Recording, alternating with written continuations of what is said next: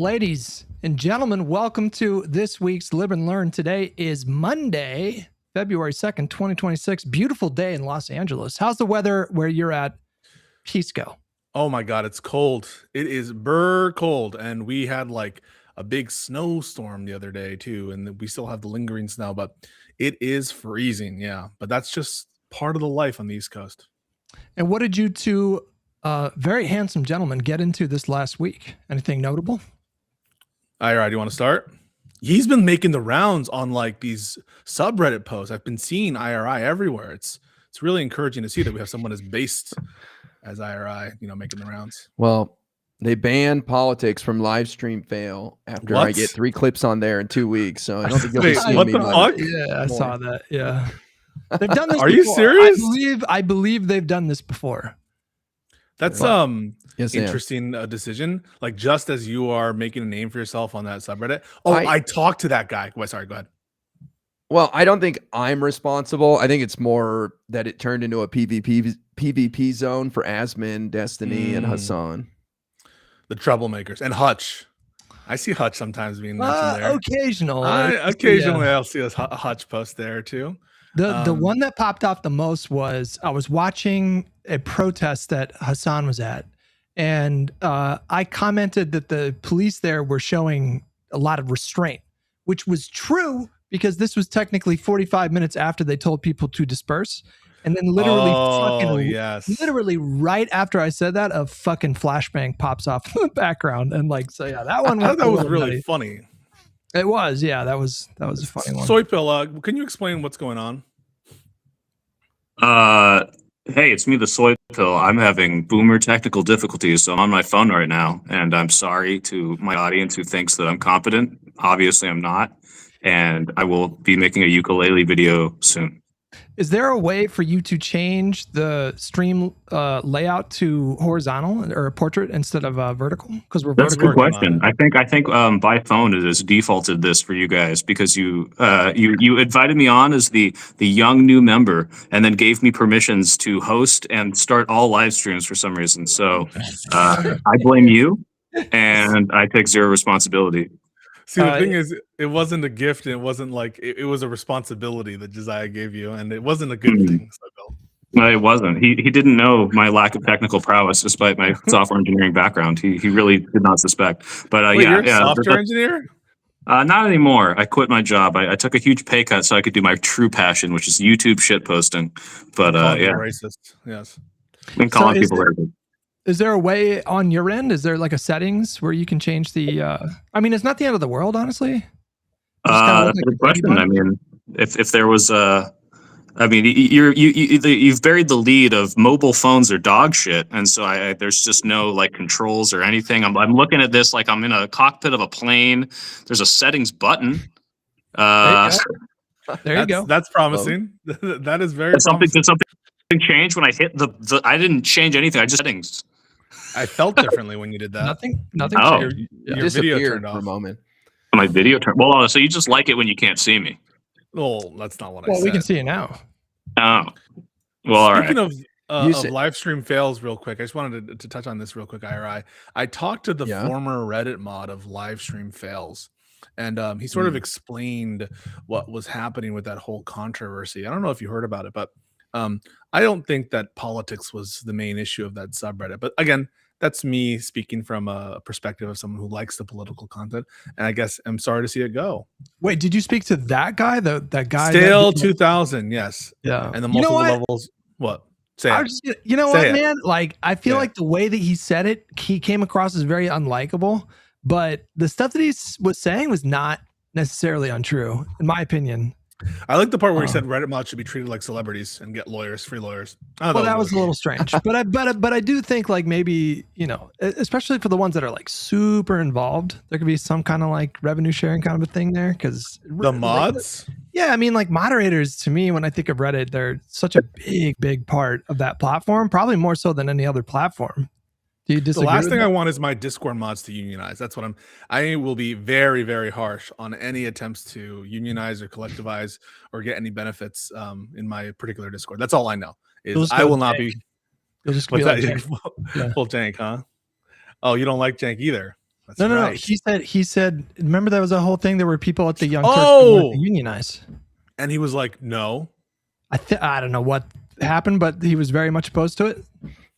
Yikes. It's always them, right? It's always the limousine socialists with the mansions over in Hollywood with their little, they talk a big game about money and politics. They talk a big game about unionization and labor. But then when it comes to their own things, they're not even donating their extra money that they get to the government. And how can they be consistent in that world?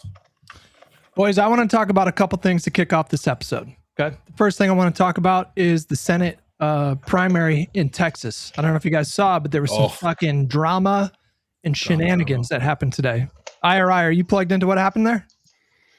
So somebody posted something in my Discord about Colin Allred saying Tallarico's racist. Is that what it is? So basically what happened was there's this TikTok influencer. I don't want to diminish them in any way. I think they might have been a former staffer of Tallarico at some point, but they do TikTok content. They were invited to a town hall that Tallarico was going to be at. This particular influencer is a black woman, and she took issue with James Carville, who was supposedly helping Tallarico's campaign. Carville was saying they need to get rid of the woke shit. She interpreted that as kind of being vaguely anti-black in a way. And so she requested to talk to Tallarico's campaign, and they set up a meet with Tallarico himself at the town hall. And she said in private, Tallarico referred to Colin Allred as a mediocre black man. And Jasmine Crockett as I can't remember what the exact word was, like very talented black woman or something like that. Tallarico responded, actually, no, before I get to that, Allred responded by saying, like, get the fuck out of my face, fuck you, I support Jasmine Crockett. And I think he had previously endorsed Tallarico, or am I making that up? And Tallarico said, I didn't say mediocre black man, I said mediocre person of color. What was his response? He said, I wasn't referring to his blackness, or I wasn't referring to him as being mediocre. He says he was saying that Allred ran a mediocre campaign. Like a mediocre black campaign or mediocre, like what? I want to know about the black campaign part. So who said black? I don't, so that part never got clarified, but he said that in the context of his discussion with the staffer, he was saying that Allred's campaign was mediocre. Now, the discussion that he was having with this TikTok influencer was one tangentially related or directly related to race, because her whole thing was she felt, again, Carville was trying to do some like anti-black stuff with the pushing back against kind of woke language, or what he called woke language. And so blackness or race was a part of that discussion. And so it was either this big misunderstanding or Tallarico, who is, I mean, I don't know, like I'm a little bit biased because I like Tallarico, but because of the Nazi tattoo. Because of the Nazi tattoo specifically. Right, but also, I just really like his campaign. I think he's compatible with Texas. But when I look at Tallarico and his rhetoric and just how he carries himself, this is like very difficult to believe, like if there were other warning signs in his rhetoric or in the way he carried himself previously, then, I would, go ahead. It's not like that Epstein email where he's like, yeah, you shouldn't bring your black significant others to the party because Trump doesn't really like them. He calls them boogers. Did you see that email? What? Wait, what? Yeah. Some of these emails, like, they're just kind of like acknowledging the open secret that Trump is super, super racist. Hey, can you guys hear me? Okay. Yeah, we can hear you. Oh my God. The boomer figured it out. I think you're good.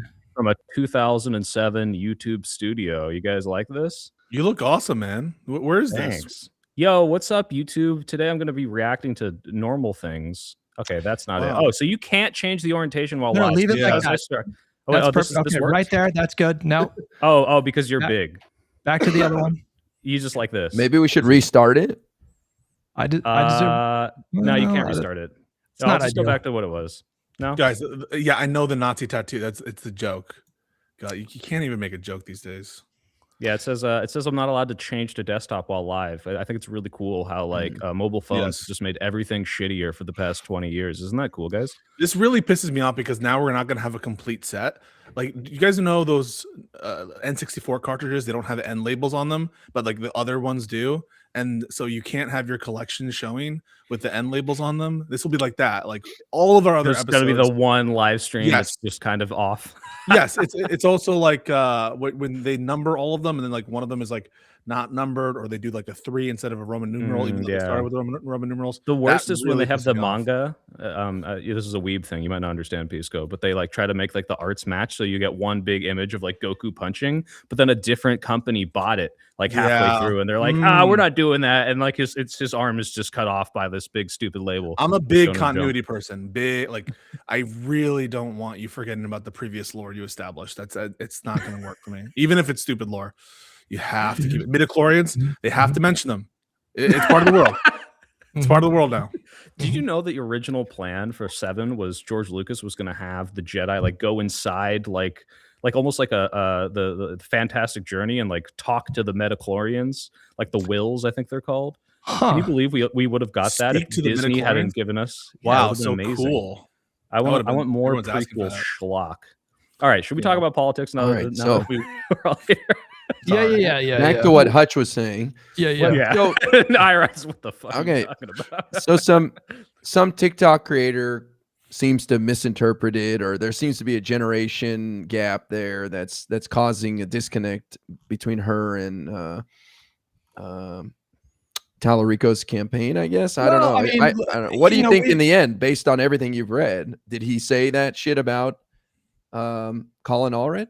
I mean, like I saw the allegation when it came out, and it was just like, this is so difficult to believe, because that kind of language is typically like when we talk about like mediocre white men, that was like language of kind of like the peak wokes back in the 2019, 2020 era. That does not sound like something, like a 35-year-old like Baptist minister / politician / teacher would say. And so I was skeptical of it, but like you never know, I guess. I'm not going to get super attached to white Baptist ministers would never be racist. Well, wait. I don't know if he's Baptist. He might be Presbyterian. But do you guys understand like where that phrase kind of comes from, and like who's saying it and why? Like in the peak woke era, which phrase? It was about like mediocre white man. Yeah, like, it wasn't. The idea is like people of color who were discriminated against see people who otherwise shouldn't have jobs that are accelerated into greatness, kind of failing upwards only because they're not detrimented by the system, right? Like that was kind of where it comes from. But it kind of began to be used much more broadly, like around that time. Oh, sure, like it would just be thrown at like every white guy, right? Right, yeah, exactly. And so the idea that he would have said something like that is like, to me, I was a little incredulous at, but I think it makes more sense, because that's where my mind went to, is like, was there some kind of miscommunication? Was she saying that, like, I even thought like, was Tallarico saying that Allred himself was mediocre in terms of, or his campaign was mediocre? Because they were. I mean, I think he's run a couple different times in Texas and didn't really do well in either race. And so that just makes like so much more sense. But yeah. Well, I as somebody who's on TikTok a lot, if it is a TikTok creator, they are way sensitive on TikTok, where, this is where the whole microaggressions drama came out of with Dean and the Unfuck America tour. So I could see some content creator on there going way too far with just like a slight comment that they took out of context or something. Yeah. I don't know how you guys feel about it, but if someone if I called someone aggressive and that person happened to be black, and then they said, you're doing a microaggression, I think we're allowed to say, shut the fuck up now. Just like, we have so many bigger problems to deal with. And if you get on my case about doing microaggressions, or like, especially when it has nothing to do with your race, I think it's time to tell those people to go back to 2016. We're fighting fascism. I don't care about your little tiny, pedantry of what you can and can't say here and there. It's so gone right now. We need to. Wasn't there like a Dean Withers controversy about that?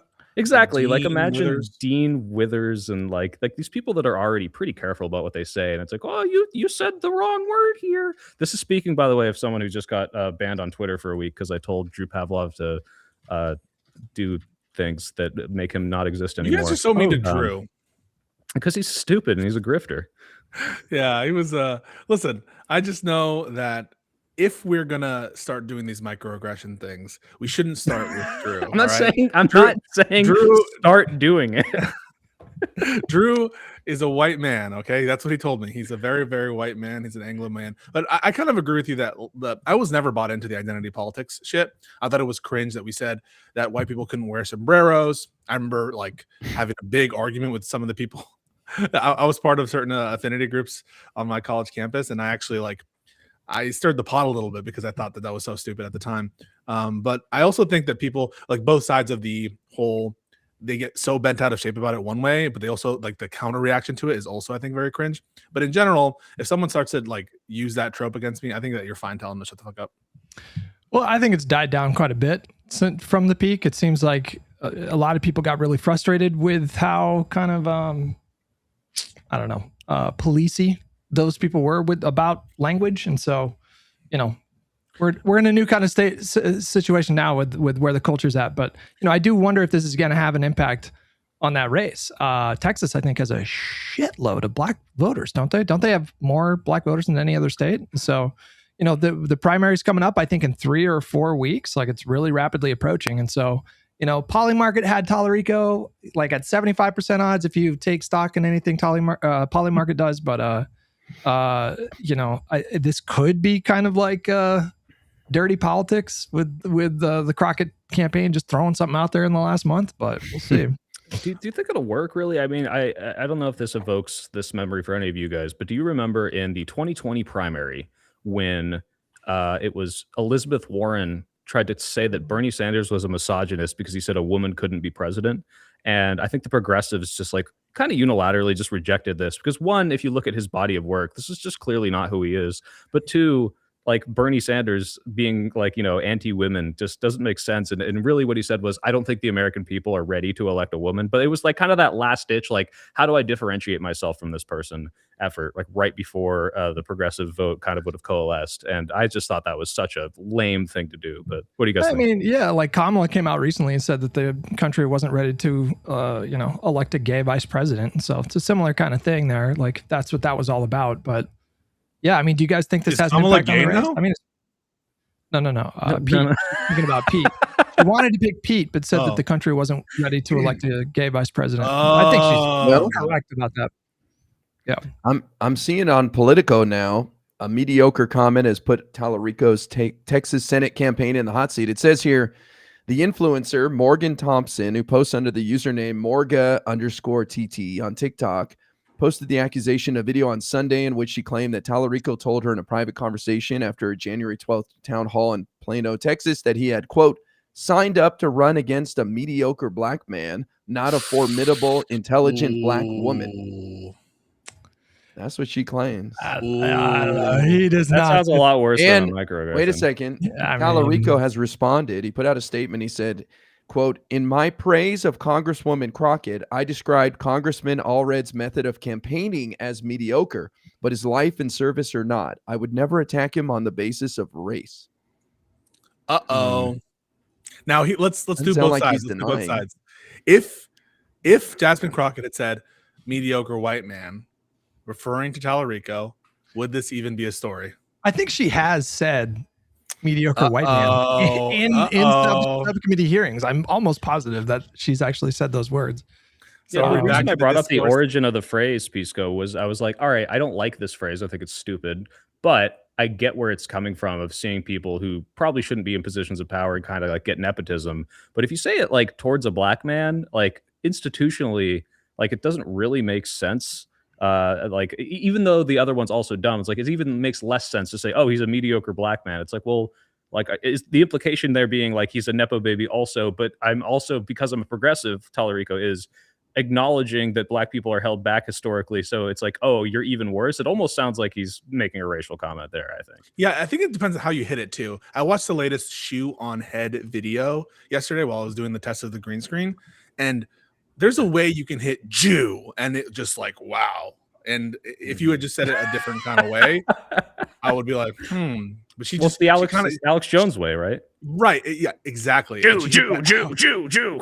She hit that hard J. And so how it was said probably would matter more to me than like the term itself, even though obviously it's more sussy to say mediocre black man than mediocre white man. Right. We have to be principled about that. What's the principle? And if it's just power plus privilege analysis again. Ooh, I don't know. I don't know if that's going to cut it. Well, I just wanted everybody to be aware of that. That's obviously a really high profile race. There's a lot on the line in the midterms. I think Democrats really do have a shot at flipping the Senate. It's an outside shot. They'd have to run the table, but it is not impossible. And especially given the results that we saw in Texas over the weekend. Was that on Friday or Saturday? There was a special election for a state Senate seat where the Democratic challenger won that race by what was it, 13 or 14 points. 12 or 13. And this was a Trump 14? plus 17. Is it a district? Is that what this is? District in 2024. So that was a 32-point overperformance relative to the 2024 margins. To put it into perspective, if the whole country saw a 32-point shift, then the Democrats would end up with a 59-seat Senate majority come the midterms. So I saw that, and did that upset you, Hutch? That it's like if we won by that much, we still wouldn't have a filibuster-proof majority. I mean, it didn't. Crazy. I just don't. I mean, it was such a. That's obvious. That map is obviously not going to happen. So I just kind of ignored that map. A man can dream, though. Yeah, that was the Econo Boy map for the presidential election. Did you remember? Yeah. He predicted. I'm just joking. Hey, Econo Boy. I'm just joking. But I do think that even though elections that are special are quirky, and you can't necessarily read into the margin thing, even Ron DeSantis, if you listen to Harry Enton, they looked at Ron DeSantis' reaction, and he's like, you can't ignore this. You can't ignore this. It's even though it's quirky, this is so much of a shift, you can't ignore it. And there was a Texas politician off the record speaking to a journalist who commented on it and said basically Texas fucked themselves in terms of the Republican Party with the redistricting because they ended up watering down districts that they thought were safe. And now the electorate fucking hates Republicans because they killed 2 people in Minneapolis and Trump is, corrupt to an unprecedented level. So they are in deep shit. And, I really don't want to throw winnable races here. And I don't think Crockett can win personally. Wow. You don't think she can win? Well, I shouldn't say that. I mean, I think she can. I feel like you have to kind of like squint your eyes a little bit. But if the electorate is this pissed at Republicans, then sure, she could win. But don't you think that as a angry woman, she channels that anger that we all feel? I do identify internally as a black woman, so I do feel seen by her generally. But I was trying to bait you into a microaggression. Sorry. Okay. With me. I do have a question for Hutch, though. This is one of them hypotheticals. All right. Okay. Wait, Let's say this isn't going to kick off a 30-minute debate. No, it's right? not. Okay, all right, I'm not going to do anything. Just easy hypothetical. That I just want to listen. I'm putting 3 minutes on the clock. Go ahead, please. All right. All right. Let's say he really hit it like, how the Key and Peele sketch is like with the black ice. Let's say that he really hit it like that. You still voting for Tallarico if you're in Texas? Oh, yeah. Okay. What? Really? Wait, Wow. hey, how should we vote for the pro-segregationist Dem if we got... Wait, hold on. So, I guess I don't understand. What do you mean black ice? What are you talking about? There's a sketch from if Key he and said Peele. black like a slur, Hush, like he was like, Oh. I thought I was going against a black candidate. Like, would you still vote for him? If there's really a D next to their name, yeah, of course I would. No. In the but primary. it's the primary. You can still vote for... No. I would not support someone like that in the primary. Wow. Oh, okay. All right. That's principle. All right. That's base principle. You didn't actually give the other side, Pisco, right? Like the other side being like, imagine Kamala Harris saying like Pete Buttigieg was her primary opponent.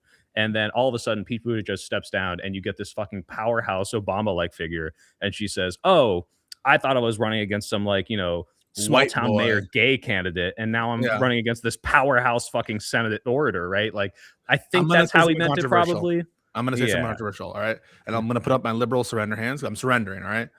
These kinds of things, I'm willing to overlook 3 of these. You get 3. And I'm going to worry about more of the policies, who I think is going to win. You get 3. Graham Plattner has used up like 2 of them, probably. Maybe he's pushing it. 3 strikes laws is not liberal of you, Pisco. That's actually very Republican. IRA, you're about to weigh in? I was just going to say, I don't think this impacts the race. I mean, yeah, I agree with Pisco. If he does another thing or two that shows that he is racist, then sure. Even if he said this, I don't think he meant it in like a bad way, you know. I don't know. Some people say things and you know they think they're among friends and they think it'll be taken as kind of lighthearted or something, and he gets taken the wrong way. I don't know, but I don't think James Tallarico is racist, and I don't think race is playing a big role in that primary, anyways. Maybe I'm wrong. I don't know. We'll see.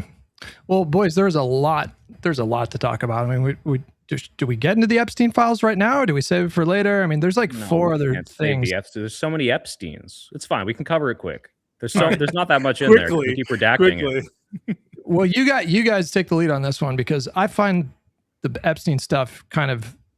I just feel like there's a lot of stupid people saying a lot of stupid things about Epstein. So I'm just going to leave it to the smart people to look into it and just like pick the most important. I don't want to say something stupid about Epstein, so I'll let you say something stupid about Epstein.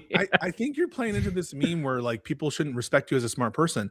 They should respect you as a commentator who knows about the discourse and is not stupid. Like I don't no. I mean, I'll leave it to the smart. I'll leave it to like smart people to do the work of looking into the emails and then pick the most important stuff. Is what I said. Yeah, but you're a smart person. Okay, other smart people. Okay, there you go. Condemn Jeffrey Epstein, yes or no, Hutch? I do. Yeah, but if he had a D next to his name and he was running for a Texas oh my God, I would probably vote for him. I'm just saying. That'd be a tough one. Wild. Not kidding. You're just gonna let that one not a joke. Not a joke. Wow. All right. I will say. Go for Ira.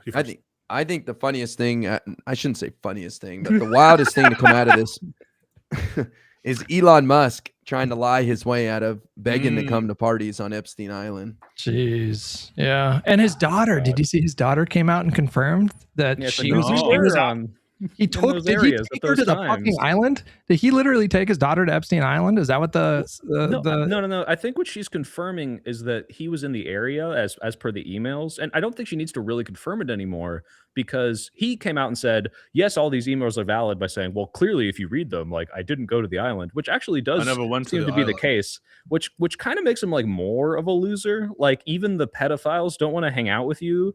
Like, and I don't know if he was just being so inept that he didn't understand what they were saying. But you know, for supposedly the smartest man on the planet, I think he could kind of get what was going on, especially after this man has a conviction in 2005, 2009. Like this had already happened.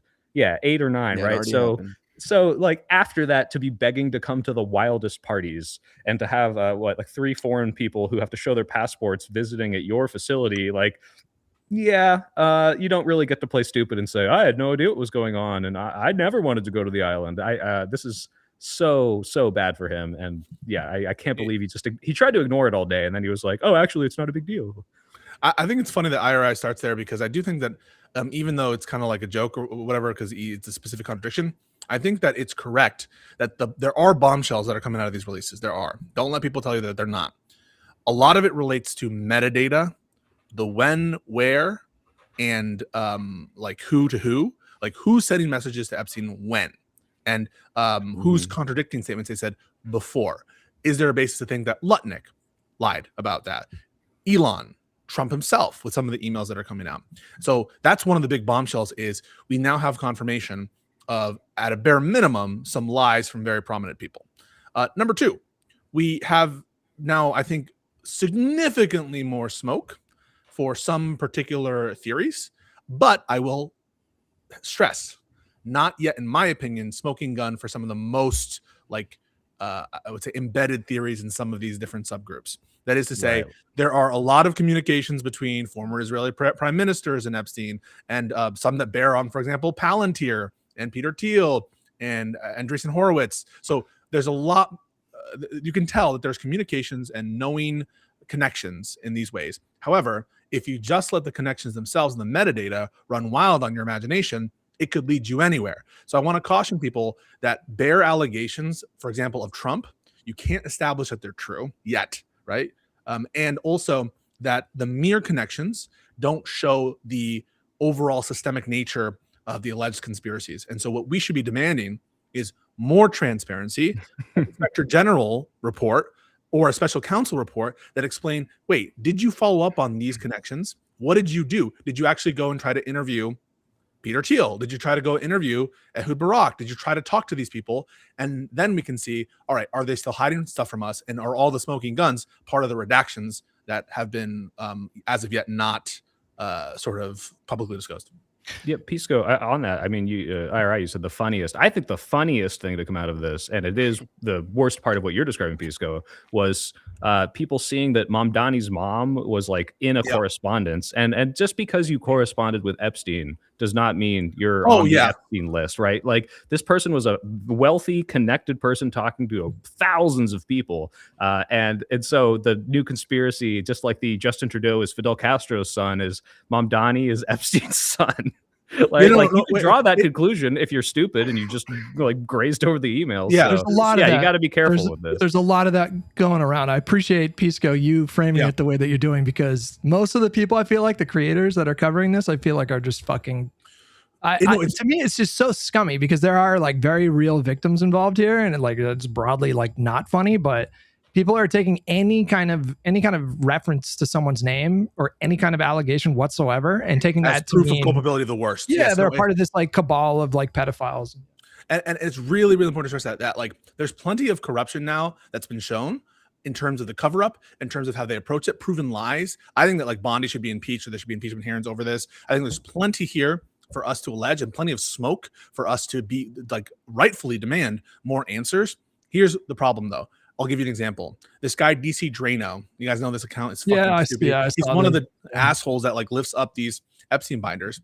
He retweets and promotes this notion that, wow, we now have confirmation that Epstein was close to Robert De Niro and Jane Fonda. Right? And you read the actual email. He's produced it, and it's not at all from Epstein. Like the from is from this publicist who says like, I met with De Niro and Jane Fonda is my new best friend.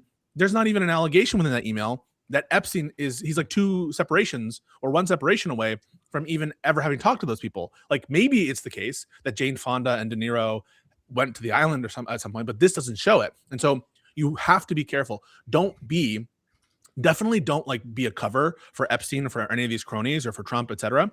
But don't be used by bad faith actors who, using the smoke that is there, will try to lead you in a given direction and give you a narrative to take advantage of you, your money, and do a grift like Candace Owens does, like all these people do. So just be very careful from both sides of it. There's people who want to cover up and use you from the government perspective, from the Epsteinite perspective. There are definitely people from the conspiracy perspective on many different political angles that want to use you and prey upon your fears and uncertainty to lead you to draw different conclusions and to grift. And that's what you have to always be skeptical, both of the people in power, but the people making claims of those in power as well. Yeah, it's the same with the P. Diddy stuff, where like, P. Diddy threw a lot of parties, and I'm pretty sure most of those parties were not the freaky, sex cult stuff. So anytime it's like, oh, you went to a P. Diddy party, like you're a horrible, terrible person. It's like, well, that might have been his like Christmas party where he just had all the celebrities over and they hung out and had drinks, and not the freak offs where he had all the people, baby oiled up. So as much as it is fun to run away with the conspiracies, like we're still trying to make the connections. That said, again, if Donald Trump is innocent, he's doing a lot of weird stuff. Yes. No. I'm fine saying that. I think that there's something that's being covered up. The one thing I'm trying to say is, for any of the particular pet theories, I'm not at a preponderance of evidence yet. And frankly, not even close for some of the allegations. And that includes that Trump specifically abused children. I'm not there yet. Would you let your 12-year-old daughter hang out with Trump? Yes or no? No, I would not. Yeah. So it doesn't matter if we can find a criminal conviction. What matters is this looks really, really bad. But that decision is overdetermined. Soybill. But no, I see what you mean. Yeah. I mean, this is a hell of a 1-2 punch with like the 2 shootings in Minnesota, the subsequent like protest movement that sprang up, the grassroots movement that sprang up in Minneapolis, just the plunging popularity for ICE. And now, Trump, I think, was in 35,000 of the emails was the last count that I saw of the most recent batch. And so I just feel like right now it's just like devastating for this administration. So it's no wonder, and this is a good segue, it's no wonder that Trump is going on fucking, what's his name? fucking the podcast guy, deputy FBI director. He went back to podcasting. He went on fucking Bongino's podcast. He went on Bongino and said the Republicans should just, quote, take over the elections in like 15 states or something like that. And then on top of that, we had this FBI raid at Fulton County, where they seized how many voting machines? Still trying to relitigate 2020. Yep. And DNI, the director of national intelligence, Tulsi Gabbard, there's reporting that came out of Wall Street Journal today that she was we knew she was at the raid, but she was not only at the raid, but she put President Trump on speakerphone to the FBI agents, who then, Trump then told them, "You're doing a great job." Yeah. What did he say? This is fucking bananas that a president is like calling into an FBI raid and asking for, minute to minute updates. And, I don't know how much, there's a lot of dooming going on about like rigging the midterms and stuff. I don't know where you guys are at with it. IRI, how do you feel about all that? Are you concerned that he's going to fucking steal the midterms? Well, my line is they're going to try. Absolutely. I think they're going to try, but I think they're going to fail. These people are incompetent, and it's going to be too big to rig, and we'll be fine, but they sure as hell are going to try. What I think they're doing, to me, the most alarming thing was Tulsi Gabbard there for sure. And because she deals with intelligence, which is nothing domestic at all. So the craziest thing I read is that they're going to pardon Maduro and get him to say Venezuela rigged the 2020 elections, and they'll insert some ballots. Plausible, though. That's so fucking plausible, though. I fully, Anyways, it's just so stupid. It just might work. I just don't think. Go ahead. I just don't think it's going to change the outcome of the elections. People are going to vote based on affordability and their finances. They don't give a shit about past elections. Well, IRI, the idea is that we're past the power of voting at that point, and you might see suppression of the vote that is so strong that they win the election. Like if they literally nationalize elections in states and have control over where people are voting, like it's taking all of the Republican voter pressure suppression tactics and hypercharging them in the last minute before the midterms. I think that's more of the issue, not whether or not the Venezuelan narrative becomes the reason people vote more Trump. I think you're right, that wouldn't change anything because they already believe it. Most of them do, at least, right? So it's more of how can we suppress the vote? What if we put ICE at polling stations and scare people away who are valid to vote, not illegal immigrants who can't vote, but people with families that they might be worried about? What if we close down polling stations? What if we, do just intimidate voters, period? What if we shut down mail-in voting? Those are all things that I think are on the table of things they're going to try, like you said, and that does concern me. Yeah, Pisco, speak to I have a white pill. I'm white pilled on this. Okay. I was waiting for you to. I'm waiting for you to jump in here. So first off, I think IRI is correct that they're going to try shenanigans. I think everyone should accept that, and none of what I'm about to say means that they're not going to try. I don't know if they'll do the specific Insurrection Act style thing that people are warning about, but I think that he's going to invoke the Insurrection Act for some things, and I think that they're going to try to do some shenanigans. Here's why I'm white-pilled for a full set of reasons. I'll give you 3 of them. First is a little term I like to call, I coined it, too big to rig, right? Too big to rig. It actually is difficult logistically to steal an election in the United States of America. We don't have a unified system of voting. The initial regulatory power is in the hands of the states, and they farm that out to local counties and stuff. And it actually is a bit of a logistical nightmare to do it. And so IRI's point about them being too incompetent is well taken, because not only are they incompetent and they have leaks all over the place and they do things that are stupid, they also have a very tough task ahead of them to try to rig. And the different kind of funnel points, the points at which there are certain places where you could try to target, those are easily monitorable. You can monitor them more easily, and we can know when shit's happening. And if, as Democrats are doing, going out with their votes in these special elections and showing up for a lot of these protests, if we all keep an eye and keep recording and keep looking, too big to rig. Number 2, I actually think, and I've said this before, Can I jump in before you get on the second point? Because I have a question. I mean, we look at times where elections have been close, right? Like, yeah, obviously, if you swamp the vote so much that like all suppression is drowned out by the overwhelming Democrat voices, sure. But I mean, like, imagine the Brooks Brothers riot back in 2000. That was enough to say, okay, well, now we've got the Supreme Court and Jeb Bush giving me the election just in this one district because it was close enough, right? Like, it doesn't take every single election in every single state to be stolen. It's, hey, if we suppress it enough in key areas, like, it won't matter that you have the advantage. We're eliminating what advantage would have made you win, right? That's still possible, right? Yeah, no. When I say too big to rig, I don't really mean like just vote so much that doesn't count the fraud. I'm not talking about that. I'm being funny. I'm just saying, like, the system is so spread out and diffuse that the system is bigger than any one stopgap. And we can monitor where interference happens much, much easier. And that's one of the reasons why we're fairly confident this Georgia shit. I think it's I don't have any reason to believe that they'll be able to find sweeping criminality with respect to the 2020 election, is because it's actually hard to hide this kind of stuff. That's what I mean. And then when we do find out that there's fucked up shit going on, I think we're activated enough as a base to go out and meet it on the streets. Sorry, you want to interject?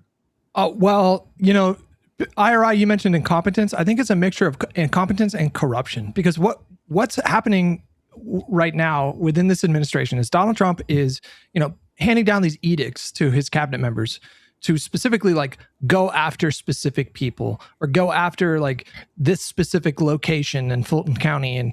And he basically, I think, thinks that he should just be able to manufacture criminal charges or, you know, legit claims of actual voter fraud. And he has surrounded himself with people that are just utter sycophants. All they care about is advancing their own career. And so they're trying to placate him but with these like various charges and other tasks that they're doing. But they're running into the girthy protections of the United States like Constitution. And so it's like, it's actually not that easy to just criminally indict someone. So they've fallen on their face so many times now. It's kind of ridiculous. They fell on their face and humiliated themselves with the Comey stuff. Letitia James, like, wasn't it 2 judges that threw out the possibility of her going to trial? He actually doesn't have the authority whatsoever to just say no mail-in ballots, or, you know, we're going to take over this state's voting. Yeah, legally he's cooked. He's cooked. Yeah, the Constitution's pretty clear about like the states have the right to conduct their election systems as they please. And on top of that, he has such he has completely dried up all of his political capital. So if he were to, for example, say to some red state or county or whatever, like the feds are going to take over this thing, you know, maybe if he was like 60%, 65% approval rating, you know, people were kind of getting behind his agenda, like maybe they would do something like that. But even then I have doubts. This guy is down in the 30s already. He's still continuing to tumble. I think we might see his approval rating go down to like 33, 34. And so these Republican state level and local politicians, even the Republicans, they're just going to say, no, like, you can't. We're going to do our own elections. Yeah. And there will be Republicans who win on election day, both state level and federal. And it's the same exact ballots that produce results for either. And so any effort by Trump is going to be monitored not just by Democrats, but by Republicans, who some of whom absolutely would be committed to helping Trump. But remember, Trump's not on the ballot himself.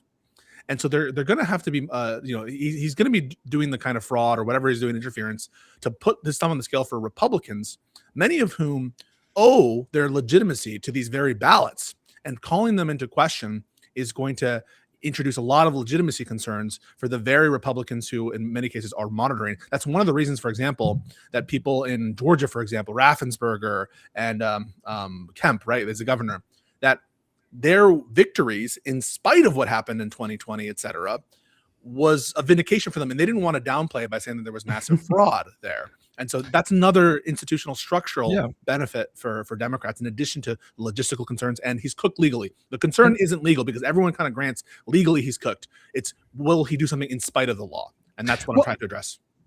I think, Guy, you mentioned potentially sending ICE agents to polling stations. And I've heard this thrown around a lot.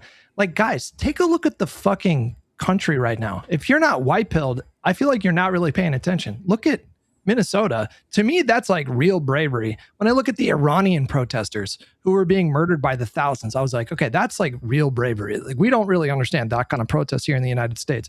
They killed 2 people in Minnesota, and look what happened. Hundreds of thousands of people took to the streets, or it could have been tens of thousands. I might be inflating that a little bit. Tens of thousands of people took to the streets in sub-zero temperatures. What the fuck do you think is going to happen if Donald Trump signals in advance? We're going to station ICE agents at, like polling stations in fucking Philadelphia, Detroit, and Atlanta.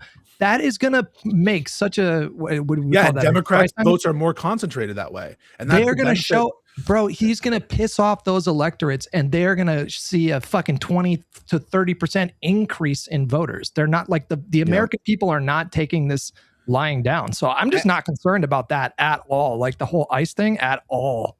This is an outdated barometer, but I don't know if you remember in like peak woke 2020 times, like during BLM and COVID, where celebrities were coming out and being like, I take responsibility for like, being white and we got to sing Imagine to make everyone happy, and everyone hated it. But we're back to that now. At the Grammys, they're all like, fuck ICE, no one's illegal on stolen land. Like, I think that's like what Hutch is saying. It's like they got to stop saying that though. They got to stop saying that though. Hey, I don't care if the slogans, I care about the sentiment behind it. I don't care if the slogan's dumb right now, if it's working and getting the normies to hate ICE, no, but normies, they hear that and it's like, when you say there's what is it? There's no one is illegal on stolen land. You're doing I think it's a silly. You're doing 2 things. Number one, you're saying that America itself is illegitimate, and number 2, you're basically saying that America cannot enforce its borders, which is fucking stupid. Don't purity test us right now. This is the IRA coalition we need. It's dumb.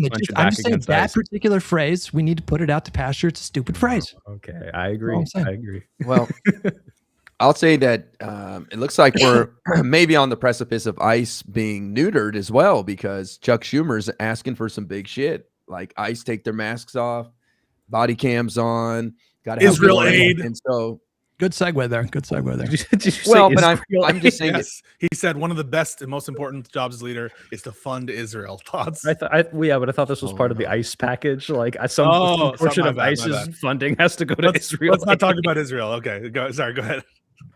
I'm just saying that I think Trump was going to use ICE as his thugs during the midterms, and they may be neutered in the next couple of weeks, because if they have to walk around without masks on and IDs and their body cams, then they're not going to be able to do their thuggery in the midterm. And Trump and MAGA, they're signaling that they're probably going to make concessions. I don't know if you guys saw, but Mike Johnson was interviewed by Kristen Welker on is it Meet the Press or whatever, Face the Nation, whatever one of those. Yeah. He said like the way he was trying to spin it was like, yeah, we're open to some of these reforms. Some of them look obvious, and we're just following Trump's lead, who, he's the one that's actually directing that ICE, like start to do these reforms. So like, that's how they're spinning it. I think another administration official, maybe even Trump himself, signaled that they're willing to make concessions.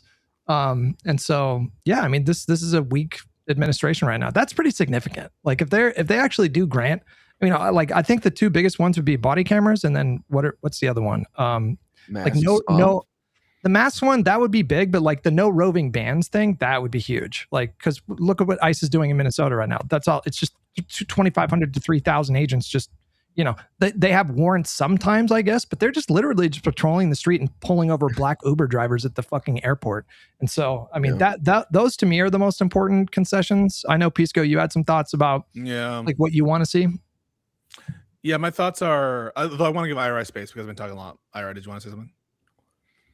No, I mean, I think that, no, I made my point about that. Go ahead. I think it's good to have cameras. I think that's important. But the reason why I'm blackpilled a little bit on this specific, like, cameras is it's a reality issue. It's an epistemic issue of like what reality we live in, because we have plenty of footage on the Alex. I'm about to have a debate on the Alex Preddy murder after Lib and Learn at like 8:30ish or so. And notwithstanding the fact that there's ample footage in that case, that really puts to bed any reasonable defense of use of force there. It doesn't matter for these people. And so for me, it's more deep than that. The issue runs deeper when it comes to ICE, and it runs deeper when it comes to the rot of the MAGA elites, is that they will justify and downplay and cover for things, even when it's right in your face. The Qatari bribe plane, the Mayor Adams' crooked deal with respect to the prosecution, what they're doing with the crypto stuff, and right, the they're various just gonna different lie, right? Yes, Like, yes. like we have the footage. It's like Renee Good ran him over. She's a domestic Terrorist terrorist. And it's like assassin. this isn't true. So Yes. like, oh well, when we have the body camera of it, Who cares, right? now they're gonna like, oh well, we can't lie about it now. Now we know it's not true. It's like no, they already did, right? Like so, I'm kind of with Pisco on this one. It's like okay, like I'm for reforming ICE in terms of that instead of doing nothing. But this is a deeply rotten group of people with deeply rotten ambitions, and I don't know. Like, I can call this a win, but I can't call this a victory. Well, what are you pushing? Go ahead, guy. Abolishing the whole agency. Well, no, hang on. In the context of the negotiations, that's what I mean. Yeah, no. Well, I think if it weren't for these videos, those lies would be believed by a lot more people. And I think the group of people that believe those lies are smaller and smaller. There was a Fox News poll that came out last week that showed almost 60% of people think ICE has gone too far.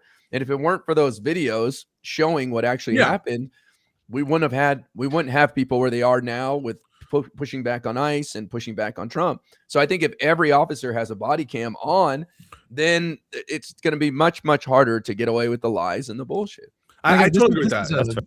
This is an old Biden policy, by the way. I mean, like we talked about this, I think last week or the week before, but I mean, this was Biden's policy. Biden's policy with every federal law enforcement officer had to wear body cams, and Trump got rid of that, I think, literally on the first day. So, but in the specific context of these budget negotiations, I understand that now. What do you want to see that you haven't seen from the leadership in terms of asks?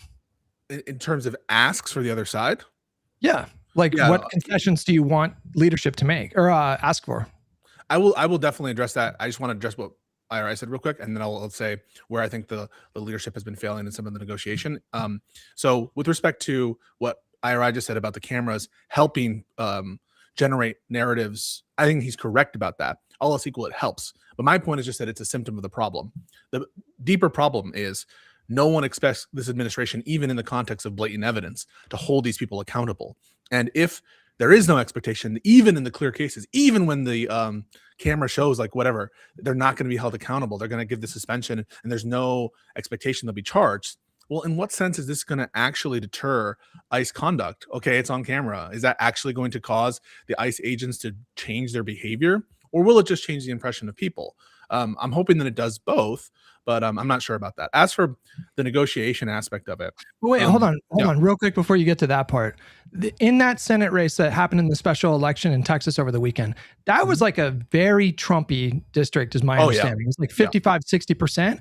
And the math tells us that there were a not insignificant amount of Republicans that voted for the Democrat in that race. And I think that is directly related to the violence that's happening in Minnesota. So, you ask like, Hutch, the distinction is that one, and this is good, that the footage gets the voter base to change, which means the administration has to respond, which is why they're capitulating on this Minnesota stuff. And that's good. But what Pisco wants to see is like, give us the actual administration and ICE are reacting directly to the fact that they can't do what they're doing without repercussions, because that's not what's happening right now. It's electoral repercussions, not like, hey, I might go to jail if I shoot someone when I'm saying the electoral losses, the political cost of what's happening in Minnesota is going to be the thing that motivates the administration to actually like try to do things to I don't doubt that. I just think that there's that this change for me, it would be a great thing to achieve in the context of negotiations. I think Kristi Noem did it unilaterally in Minnesota. I'm not sure if it was a result of negotiation with Democrats or whatever, and Trump like signed off on it. I'm not disputing that that's an unambiguously good thing, that it will help Democrats unambiguously. What I'm trying to say is, for me, before we see differences in actions from the office, like I want to see the end of some of these deprivations of liberties, some of these excessive uses of force, and I'm not sure that this by itself does it. I think there's a broader issue, or if it does, it cuts so in a way that's symptomatic. I think there's a broader like personnel issue in ICE and a broader like epistemic issue with the MAGA elites. But I'm not trying to poo-poo this. I think it is significant. Go ahead. You don't think taking a mask off and having ID and being able to ID the officers will change their behavior dramatically? Yeah, I think the mask thing for sure. Sure. I think that because that will introduce social consequences, which I think are self-evidently going to cause agents to alter their conduct, etc. The videos that may do so, provided that they expect the administration to follow through with punishment. I'm not so sure. Or even investigations, right? Or even investigations. Saying we're refusing to do. But just to Schumer's credit, he's saying masks off, body cams on. He is including them together. And no roving bands. That's another really big one. That's 100% good. I think that's great. I think that's wonderful. In terms of negotiation strategy, I think that's a good line to have. As you know, I take an issue that the shutdown should have been broader than just these 6 spending bills. I think it was a shame that we let those, other 6 spending bills pass already. And my strategy on like the overall budget negotiation and the government shutdown has to do with like the broader calamities the administration is doing and giving up Democrats points of leverage more broadly than just the specific issue of ICE. On the specific issue of ICE, I mostly take issue with not fighting harder on the specific allotments to ICE. I think they should try to shift. They should negotiate to shift some of that money away from ICE and DHS in the immigration enforcement context. And I think that some of the signaling, we had this whole spat Hutch on Twitter about getting the U.S. detainees. I think that's dumb. And I can talk about that more if you want to get into our daily fight. You were, and boys, I want you boys to jump in, IRI and Soypel, forcefully inject yourself into the conversation. But Pisco, you amplified a tweet from Graham Plattner, who I like less and less by the day. But, he was basically calling out Jeffries because Jeffries wanted to include language that called for a ban on deporting U.S. citizens. And I felt that Plattner had a very knee-jerk response, which is like, what are we doing? This is so stupid. This is already illegal. This is just looks like nothing but weakness. And I feel like if you just fucking thought about it for like 2 seconds, then you would understand that this is actually, I think, a pretty savvy move. Because by including that language, even though, it is duplicative and it's already illegal to deport U.S. citizens, obviously. But when you include that language in the concessions that you're asking from the other side, the media is going to cover that. People are going to pick up on it on social media. There's a lot of people in the country that have not been paying attention to the Trump administration, but are paying more attention now because of all the stuff that's happening with Epstein and ICE in Minnesota. And a lot of those people are going to be made aware of the fact that this administration has deported U.S. citizens, including a fucking 5-year-old girl just like a month ago. When was that? I'm not sure. So this is not about it's not about it's not a serious proposal in that it's going to really change anything because again, there's already laws on the books, but he's raising awareness of an issue that is really unpopular with American voters. I don't understand what the problem with that is.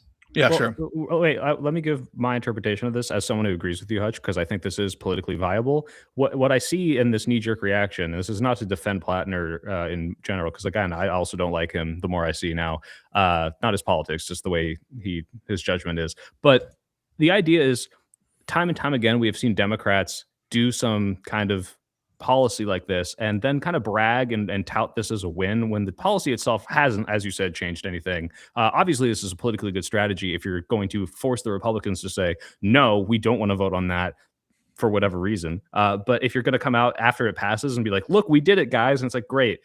There's a bigger problem here that you haven't addressed if that was the only thing they did. And so he's kind of reacting to that as like, oh, they're going to do it again. They're going to pretend like they won after they really didn't change anything. But it's stupid, but I get it because Democrats have done this in the past and it's frustrating. Republicans have done this. Yeah, like Trump says in California, you can have an abortion after the baby's born and smother it to death. So they do the same bullshit and I don't have a problem with it. I think it's savvy as well. Yeah, so this is my issue with it. First, I want to say I'm not a Plattner stan. I've called him out on his lies for the tattoo. I didn't like what he had to say about impeaching judges on the Supreme Court without any... We know you're not a stan. Well, actually, he gives them 3 strikes, right? What does he have, 2 already? He's still not on your shit list? I'm just not impressed. I'm not impressed. I haven't been impressed so far. That said, I have problems with Mills for other reasons. And I just like... I'm not trying to come at this from a perspective of, I love everything that Plattner does. That said, this is what it would take for me to be okay with what Jeffries did there. And maybe this is the plan. If he said something like this, we want to make it a crime to wrongfully deport a U.S. citizen. We want to give a cause of action for civil damages for U.S. citizens who are wrongfully deported, which is oftentimes very tough for you to be able to have a remedy for these kinds of deprivations from the federal context. In the context of state deprivations, there's this thing called the 1983 action, but it's a lot harder in the federal context. And so all you would have to show for me to be like completely moved to the other side is that you were trying to add to the array of remedies available for people who are wrongfully deported U.S. citizens under color of law. Here's my issue with it. The first is, unfortunately for Hutch, an internal critique of your position that you just laid out, and then I'll give you my active view. This is exactly the rationale of people who say Joe Biden should have fought harder on some of these issues that he was never going to get, or it would have been just useless posturing or signaling. That him staking out a position on this will have the effect of raising the temperature, raising awareness of how unreasonable the other side is being. And therefore, even if there's no tangible benefit from a legislative perspective on X, Y, or Z, he should raise it just to like raise the consciousness of the American people. And in so doing, it will give him more political leverage. And you rejected it then as a. Let me jump in and address that though. Biden was in power at that time. That's the difference. We are out of power. And so this would be a method of raising salience and awareness of an issue that is like really unpopular for this administration. So I don't think it maps quite one-to-one in the way that you think. The reason why Biden, getting caught trying on $15 an hour is not a good idea is because that had no chance of success. So what are you doing? You're just highlighting failure. And I just don't take these people at their word, like the Vanguard, who say that they would have, they would have liked it if he would have done that. If he would have done that, they would have just called him weak anyways. They're just lying about that. Well, I don't want to take a view about whether they're lying or not. I don't think that that's relevant to what the point I'm bringing. The point I'm bringing is internal to you. I think that you, if you view this as somehow different because, well, Biden's in power. And so any kind of effort he makes with respect to something he's not able to do, namely in the context of the Manchin situation, raise the minimum wage, is futile because he's in power. And so he'll be blamed for the failure or something. I guess I don't actually know the distinction there. It's just it's different, but I don't know why that matters to the analysis. It does seem that you can grant that there are times in which raising overall consciousness about a given issue is worth it, notwithstanding the fact that you aren't going to get any tangible benefit of it. And I never said that was universally. No, I never said that was universally never like possible. I never said that. But in the context of the minimum wage fight, you're like, it's not worth doing this because, and I want to say, well, why? They both don't have any sort of effect if you're not going to move Manchin on it, and if you're not going to be able to change the nature of the law in this context when you're out of power. You lack the power in both cases. No, but it's already illegal. The point, I think, of Jeffrey's move was twofold. Number one, again, you're making potentially millions of Americans aware of the fact that Donald Trump is deporting U.S. citizens. And number two, you're going to force Republicans to vote no on that. Like, have fun with that in this climate, in a huge anti-ICE, anti-Trump administration climate. Both things are true of the example of the raising the minimum wage, in that it would raise awareness of the minimum wage fight. It would force an unpopular vote. I mean, that's the logic of the force to vote people. I'm not saying that I buy it in that context. There are things I can think of. It's not the same logic at all, bro. That's not the same.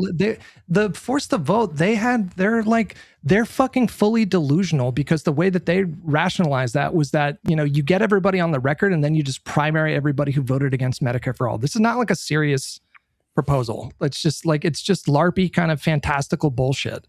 This is something that has like a very clear tactical advantage, and it's trained at our opposition. What you're talking about in the context of Biden was like an intra-party civil war in the first fucking month of Biden's presidency over a policy that had no chance of getting over the finish line because there was just not enough votes in the Senate. I don't understand how this is. I'm talking about the minimum wage stuff, and so you don't think it would be? That's what I'm saying. Yeah, you think it would be politically useful to get the Republicans on the record in terms of minimum wage? You don't think that they were arguing that? Wait, Pisco, Pisco, did you support the force the vote for Medicare back with Pelosi's fight with AOC and them? No, I did not, and I have a reason that I distinguish them. But I'm just noticing what I do distinguish these two. And I want to be clear about that. I do distinguish these two, but I just want to be clear that you should have a reason that you distinguish them, because the people who have a force to vote or vote on raising the minimum wage, they will say the same things. Get the Republicans on the record. This will help you politically. If you get your popular agenda on the record, but they're just wrong.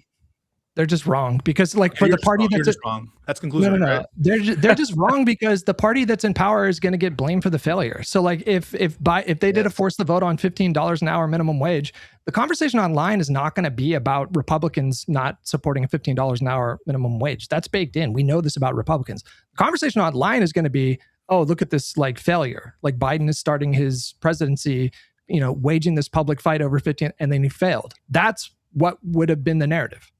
Yeah. So in my estimation, this is why I'm against. So now give my affirmative case. I don't agree that, to my estimation, I think that you've sufficiently sort of distinguished them for me. You're basically saying, well, they'll be blamed because they're in power. That's what we said about the shutdown in the first place, and you rejected it in the context of the shutdown. And so now it seems like we're crafting these rules that anytime there's wait, why are you laughing, Hutch? Because you're connecting all these things as if they're, like, perfectly analogous or even, like, vaguely analogous, and they're not. I think that the rules are kind of crafted for the given situation. So in one context, of course, the party in power is going to get blamed for every bad thing. They're in power. But then all of a sudden that logic doesn't turn on in the context of, like, a signaling vote. Well, in the context of where your party's in power, then you will be blamed for the signaling vote, even if it's popular or something. Do you disagree? Hutch, hang on. Hutch, before you respond, can I give just like an example of this? I think IRI actually mentioned it. There are a lot of Republican signaling votes where they'll throw some stupid thing like it's like the Protect the Children Against Pedophiles Act, and it's something that, like, already exists, and, like, they're like, hey, we're not going to vote for this because you've attached some pork barrel crap to the bottom, and the thing that you want that's protecting children is, like, something that's already legal.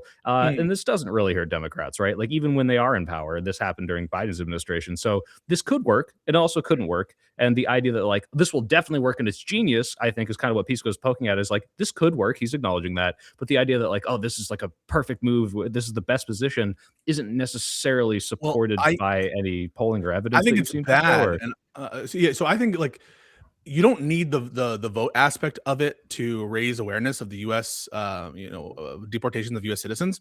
But here's what I want it to be: we will punish you with crimes if you do this. This is a mechanism that's not just repeating the law that exists. I want the demand: if you're going to do a signal vote, have it be a good signal vote on something with fucking teeth. That's what I want. That's a different argument. If it's not going to, no, well, that's my argument. It's like, it's going to piss off all of your base that you want should be excited about it. And for what end? If it's just a signaling vote for the memes and you want to bring awareness to it, why not give it some fucking balls? Right? Like, and so why have this like just ban it? Like, okay, ban it. It's already banned. How about we punish it with crimes and we have some teeth to it? And if that was the position, I would be like, that's based. Plattner, what the fuck are you talking about? We don't actually have an assumption that this kind of violation of civil rights necessarily implies criminal punishments. That's why this is good, and we should force a vote on this. So that's what I'm trying to say is, if it's just signaling vote, let's give it some fucking balls. But Pisco, you admit we're in the beginning stages of the negotiation process. There could be more to it, where maybe they learned a lesson from the Epstein Files Transparency Act and said, okay, he ran through those deadlines and there was no punishment, so they may write some punishment into this that could rise to what you're looking for, right? It's possible that the reporting is misleading. It's just they didn't give the full scope of the provision they're arguing for, in which case I will 100% apologize. Here's the feeling I get, IRI. It feels like we're negotiating against ourselves. It feels like and that's what it feels like from the base perspective. It's not from the lefty perspective. From the base perspective, it feels like we are anchoring ourselves to the compromised position starting out of the gate. And it feels like the negotiation strategies are Wait, hang on. I gotta cut you off here because I'm reading an article. Jeffries also stipulated that there must be language in any new DHS bill empowering state and local law enforcers to conduct their own investigations and perhaps bring their own charges in cases of alleged misconduct by DHS officers. That's another fucked up thing. That's another fucked up thing because I think, well, making it explicit probably is better with those specific areas, but that's assuming that they're not already empowered to do that kind of stuff, that they're not already empowered to do those investigations, when I think that it's one of the areas of weakness of Minnesota right now, the state actors, Keith Ellison and Tim Walz, is I haven't seen an update on the murder investigations that they're running. I think they should have charged this week. I think they should have charged like a week ago, but even if you're not, just giving an update on it. So it's run into the same problem with that, the state actors aspect. And yeah, that's not specifically what I'm talking about. The specific deprivation when it comes to the deportation, right? The deportation of a citizen. It's not clear that that would have a state nexus there, or that there ought to be a state nexus for a state to sue in that capacity, or for states to be able to investigate that shit. That almost to me would seem like potentially the Supreme Court's going to strike that down. And yeah, I just want there to be a broader set of teeth to the kind of propositions that are being offered. And I don't think that like just reiterating things that I take to already be the law is useful. Maybe sometimes when you actually have the power to pass something. An example of this is the Electoral Count Reform Act, where I actually do think it's already the law that the vice president has a merely ceremonial role. But in that context, when you're trying to like cut off bad faith actors and you have a majority already to vote for it, maybe you can say okay there. But in that context, I don't like it. Do you contest that including this kind of language in these budget negotiations will make potentially millions of Americans aware of something that they weren't otherwise aware of before, which is the fact that they're deporting U.S. citizens? And do you dispute that it would be a political liability for any Republican to vote against such language, and that you could exploit that by doing a kind of signal vote and getting these Republicans to, I mean, the headlines kind of, the campaign ads write themselves, like so-and-so fucking senator from, West Virginia was opposed to language banning the deportation of U.S. citizens. Like, do you even dispute that there's value there, potential, like very real value there, political value? Potential meaning it's possible that it could be valuable. Don't do this. Come on. I'm asking you. You know what I'm asking. No, I don't. Yes, you do. Is it plausible that this could be a massive benefit politically to Democrats? That's what I mean. I don't think it's going to be I don't think that it's likely that it'll be a massive benefit to Democrats that include this language in there. That said, on the margin, I think I would rather have some language in there addressing it, but I want the language that's in there addressing it, or whatever signaling value is going to be there, to be with respect to a provision with fucking teeth and balls. That's what I'm saying. And so the comparison isn't between a world in which, the same as the last thing, right, Pisco? Right. Like you and I, with it's like, hey, do we think this is a win but not a victory? This is just us being greedy and wanting more. It's not saying this is bad, like not at all. Yeah, and so I want to be able to like put forth this negotiating position to my audience, be like, this is based as fuck. Everyone should be voting for this. We're so excited. Look at how evil they are. But with this, it's like, guys, this is just this. I have to like acknowledge the meta of it if I'm trying to sell this and trying to make a thing about it. If I were to go, like, imagine me going on Tim Pool and being like, wow, you guys voted against requiring citizens to do whatever, and they're like, well, isn't that already illegal on your view? I'm like, well, yeah, but it was a signal vote. So I want to have, as an influencer, the ability to look at something and be like, this has balls, this has teeth, to get excited about it. And the comparison isn't between, well, if you don't do anything versus do you include this provision? The comparison is, do you include the provision versus do you include the provision with teeth as I wanted? And on both those scores, I think you have to concede that the one with teeth is better. And I don't know why we would negotiate against ourselves and do the one without teeth. I just think we're early in the process. Schumer said they're going to spend the next 2 weeks negotiating, and I wouldn't be surprised if more solid language comes out from that. But also, I think Hakeem Jeffries has set the Democrats up to get even more concessions, because he's told Mike Johnson, you got to pass the rule on your own with no Democratic votes. So Mike Johnson might fail tomorrow at that, and then he's got to come hat in hand to Hakeem, and that gives them room to ask for even more. So I don't know. I guess, Pisco, is it unfair for me to say that we're early in the process? And it feels like I don't know what you read. I'd be curious to know, but yeah, I haven't seen any like definitive language that makes me think that they're going to be toothless requirements. This is the tweet. And I'll admit, when you read the language too, I didn't even know he had said the investigation part of that. I hadn't seen that yet. So like that made me happier. I was like, well, I thought that wasn't in there. Now it is. So this is from Lisa Desjardins. She's a PBS correspondent. Desjardins. Sorry, my bad. House Democratic leader Representative Jeffries just told me in his news conference that he wants a ban on deportation of U.S. citizens as part of a deal on DHS conduct and the immigration crackdown. I read this and I'm like, you're like, why, Pisco, could you be pissed at that? I'm like, well, what the fuck? If we're going to try to include language on something that's already illegal, I'm pissed that it's not make this a crime, make this a cause of action that civilians can actually sue to vindicate it, change it so that when I try to sell it to my audience, to people, not that I'm the hugest person, I can say, look at how our Democratic leaders are trying to make the situation better. And I will be able to more forcefully advocate on behalf of our leaders if they give us something to work with to suggest, hey, we might be able to have a cause of action if we have the Democrats in charge to actually sue the government when this shit happens to you. But to IRI's point though, he keeps saying, this is like the third time he said it, is that the negotiations are taking form like literally right now. They're probably having meetings in Capitol Hill like right now. Well, I think so we actually don't even right now. We actually don't even know the specifics of what they're hashing out. And should we give feedback right now? It could be in 4 days we're having a different conversation, because there will be language about, maybe making it easier to sue the federal government if they deport a U.S. citizen. But what Pisco's saying is if there isn't the language, then it's going to be a little bit feckless in his eyes, and it's going to fit that kind of Democrat stereotype. So yeah, it's like as long as we get there. And actually, I would say, I wanted to your point, Pisco. Even if we're just looking at this materially as like what helps in the midterms, what helps in the optics, like if we don't get the actual concessions of, hey, we're going to punish people who commit the crime.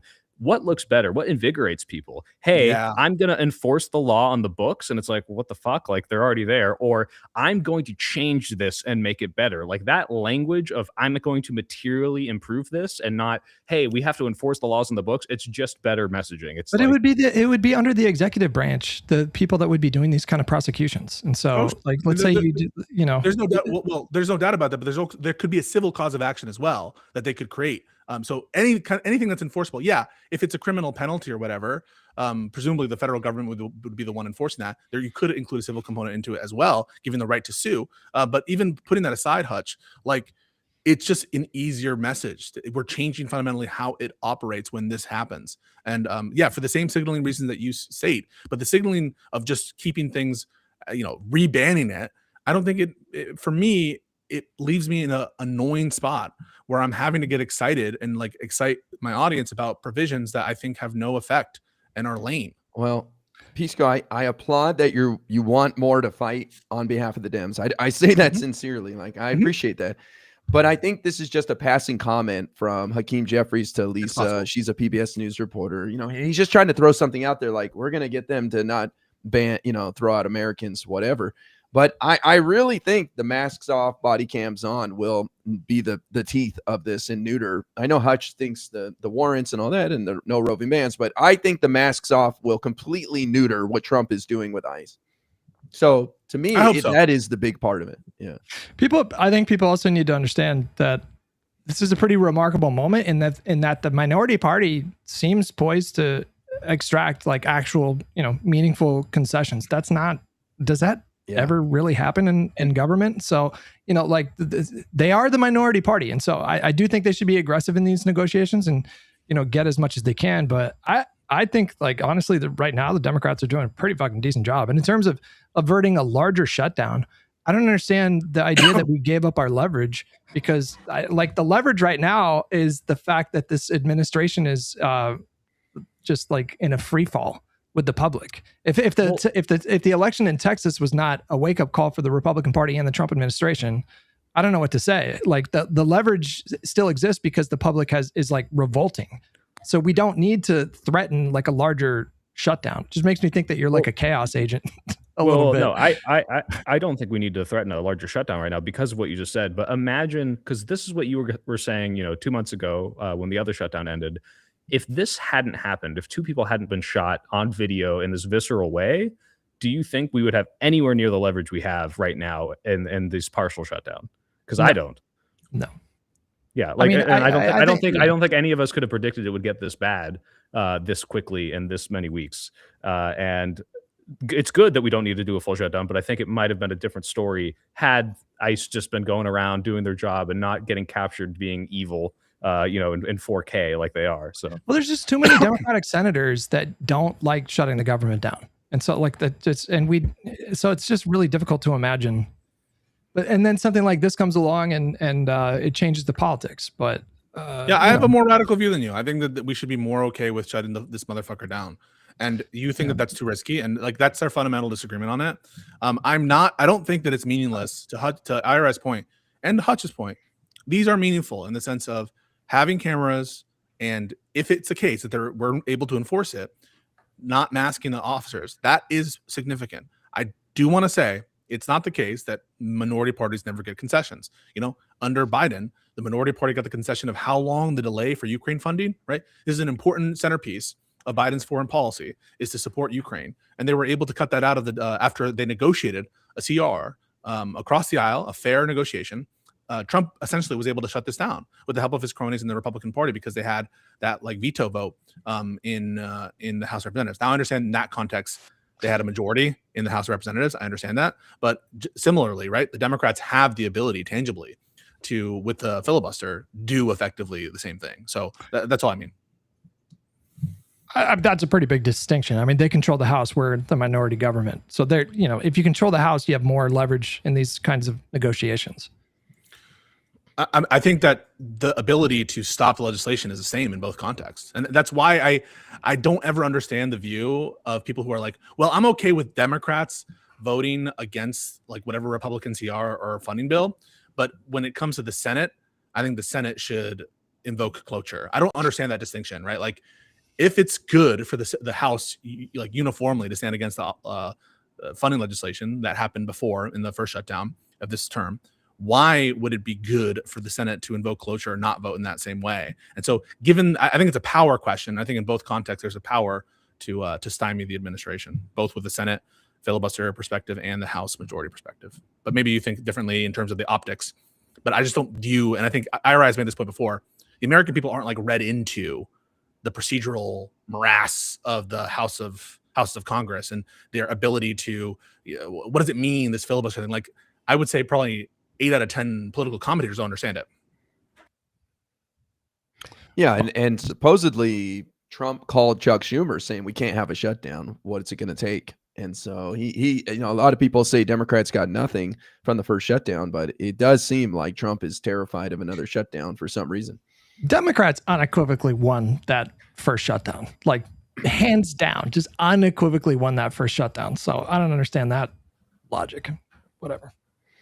Well, I think people have some pretty big expectations for what's possible without paying attention on a daily basis. And I wish we could get huge things, but unfortunately, our electeds care about the people and they know how they'll suffer if the government shuts down. And so they're hesitant to do that. Maybe the next Congress or the Congress after that, but the current Congress, there's like just too many Democratic senators that will do anything they can to avoid a shutdown, basically, or like a really, really prolonged shutdown. It's just not on the cards. You could try to pressure them, but I don't know.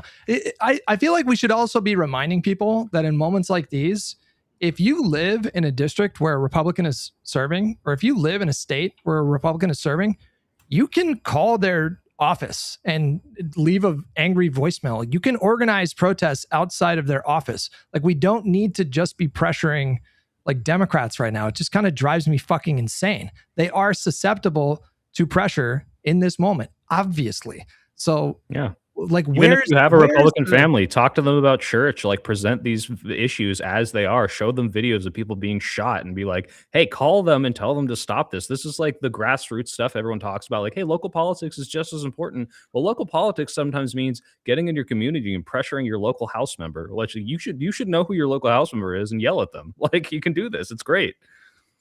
Yeah. Just drives me nuts. Just drives me fucking insane. Because that part seems to be just like totally lacking. I'm not even just talking about like far lefties here. I'm talking about even just like regular normie libs that are kind of like resist libs that are super pissed off and talk a lot about the Democratic Party leadership. Like if you live in a state or a district that is governed by Republicans, you can fucking demonstrate and organize protests and do all kinds of things to push them. And there's just no collective they're not like that right now. You assume that resistance. Well, what are you seeing that I'm not seeing?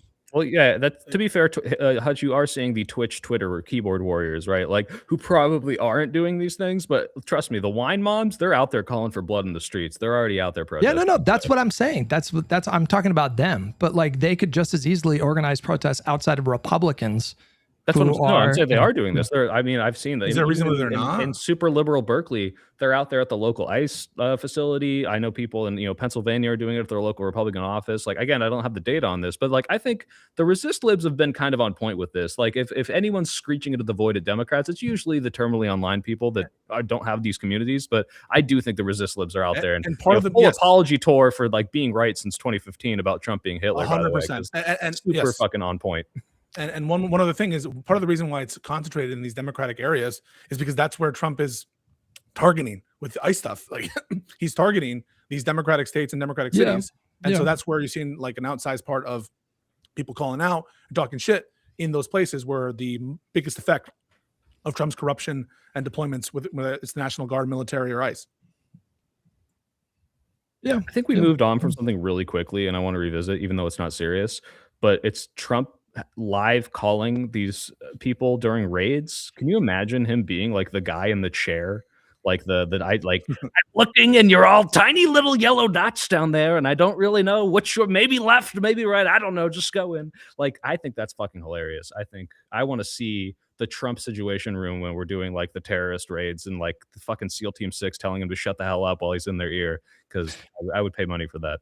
It's really bad, like procedurally, to have the president is so intimately involved in an FBI raid in that kind of way, and like, you know, having Tulsi Gabbard there to sort of like spy on what was happening and tell him what, like, obviously that the corrupt implications are like deeply alarming, but there's also the damage that he's doing to the general public who now view this kind of thing to be normal. Like Soy Pill, you mentioned, I think last week or the week before, was it you that was talking about how like young people now, all they know of American politics really is like the Trump administration, starting with the Trump administration. And so like in their minds, it's like a normal thing for a president to, you know, direct DOJ to investigate people and call into a fucking FBI raid for, you know, live updates.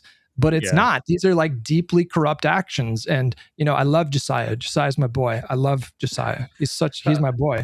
But, you know, for example, he was on Twitter today saying that the next Democratic president should run on, and I think we've talked about this on the podcast like a few times, but he's saying that, like, you know, potentially Gavin Newsom should run on, you know, prosecuting former cabinet members.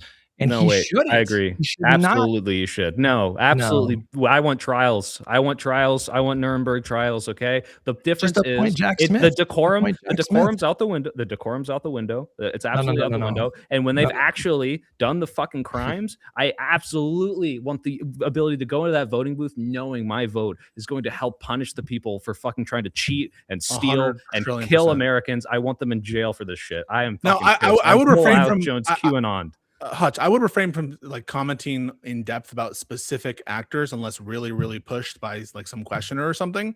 I would say I'm going to appoint a prosecutor to take a look at the criminal actions by the administration, and it's not political for me to do so because it's not political to stand up for American rights, and I'm not going to put a thumb on that investigation. But how can you not say that? Like, that's my main issue. Like, accountability and punishment and structural reform with respect to all the things that trigger the need for accountability and punishment, that's my number one issue.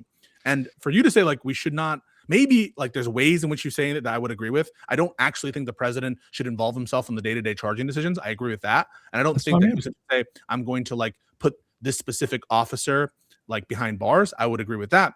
But in terms of running investigations, because some people need to be behind bars and we need to have punishment, that general proposition is the most important part of a Democrat's platform to me. No, I like, look, I agree. Like I want trials. Like I want criminal trials for this corruption. So I'm not over here, you know, like, okay, so not lock them up, but accountability as like a campaign platform. Yeah, you can phrase it in a very general way, but as soon as the president or a candidate starts getting into specifics about I'm going to charge like former cabinet members or I'm going to direct DOJ to investigate former cabinet members, that's actually a really good norm in this country that we not have that kind of thing. No. And you can get the same result by just fucking literally appointing Jack Smith to be AG. Just appoint a bulldog and you don't even have to like say the words or pick up the phone. You know he's gonna go fucking ham on Let's compromise.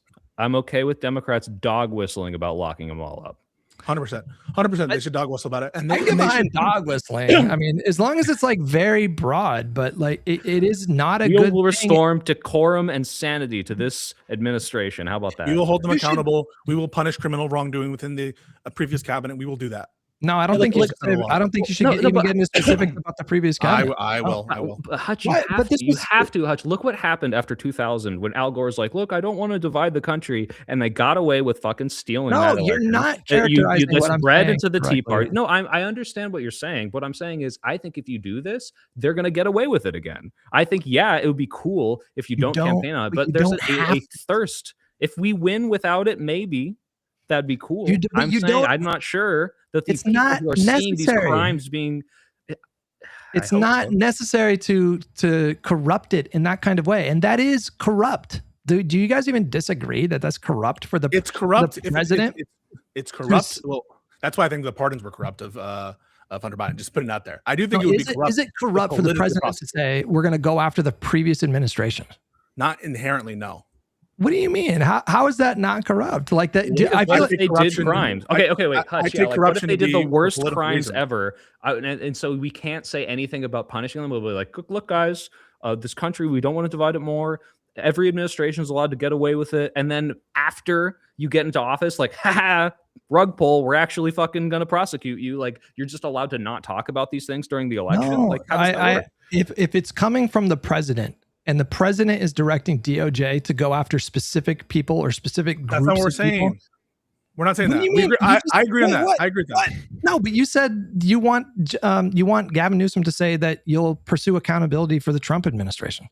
Yeah, for members of the Trump administration who committed crimes. That's specifics. That's what I'm talking about. You don't think that's corrupt? No, any more that it would be corrupt to say, hey, we're gonna go after organized crime in this country, in the Italian American. No, but that's very broad. That's very broad. You can just say the nature of the corruption is within the government. That's where the corruption is. That's where you have to specify. But I feel like you guys haven't given me a good reason for like why that's necessary. You can accomplish the same thing again by appointing Jack Smith to be AG, and he will fucking move with lightning speed. This guy, he will appoint a special counsel probably in the first like 3 months, and then you're off to the races. As soon as Gavin Newsom gets up there and says we're going to go after the previous administration, like obviously the lawfare shit was nonsense when it came from the Republicans, but that shit, do you guys realize that shit worked? Like a lot of normies feel like Joe Biden personally directed Merrick Garland to go after Donald Trump. Exactly. No, wait, Hutch. I'm fucking triggered. We didn't do this. We didn't do what we're saying. No, exactly. And all these people are against it. Imagine how much worse it's going to be. Because of Republican lies. Imagine how much worse it's going to be. No. You're not understanding my point. Imagine how much worse the perception is going to be if Newsom just comes out and says the thing. Like, why is that necessary? But tell me why that is necessary when you can just appoint Jack Smith and you know he's going to do that. People will actually fucking care about. Like, oh, wow, you're actually going to punish the people who have destroyed our institutions. You're actually going to do something about it and not look like that's red meat for Dem. No, that's red meat for like the Dem voter base. Like you have to think about. We had the lowest voter turnout in such a long time that we lost the popular vote because people felt like Kamala wasn't differentiating herself from the other people. And if you go up and you, why are you avoiding my question though? Why is appointing Jack Smith not preferable? And then you can have president to have. Then you can have president after previous administrations. Then you can. Wait. You can do both. You can do both. Hold on, that's not my question. Why is your method better than just appointing Jack Smith and not saying? I can tell you. Because I'm thinking that this is going to depress voter turnout. I think voters will be like, "Why the fuck are you saying you're not going to do anything about this? Like, this is crazy. You're just going to let it happen again." No, you talk in a very general sense about cracking down on government corrupt. No, you're not. You're saying you're going to go after the Trump administration. No, wait, hang on a second. Say you're going to go after government corruption. That's all you got to say. Like what we're seeing now, like we're seeing a bunch of corruption. So just say government corruption. This is what you can say. You can say, I'm not going to prejudge any investigation, but we are going to launch criminal investigations and I'm going to make sure that whoever I appoint as Attorney General will be will try to find accountability for the actors in this administration who have done any criminal actions. Why is this necessary? I don't understand. So here's the question, right? Like you're saying, why is it necessary? Is your question about why would it be good, or is your question is it strictly necessary? Is it worth the potential baggage and damage that could do to the administration. Don't you want Newsom fully focused on delivering his agenda? Like, if you do this, part of that agenda is accountability and punishment. That's part of the agenda. Soypill just answered you. Soypill just answered. You can say I don't believe you. Soypill says he believes the electoral benefits of signaling that way will outweigh the cost. Now you can say that I don't believe him. That's crazy, man. You can't say he didn't answer your question.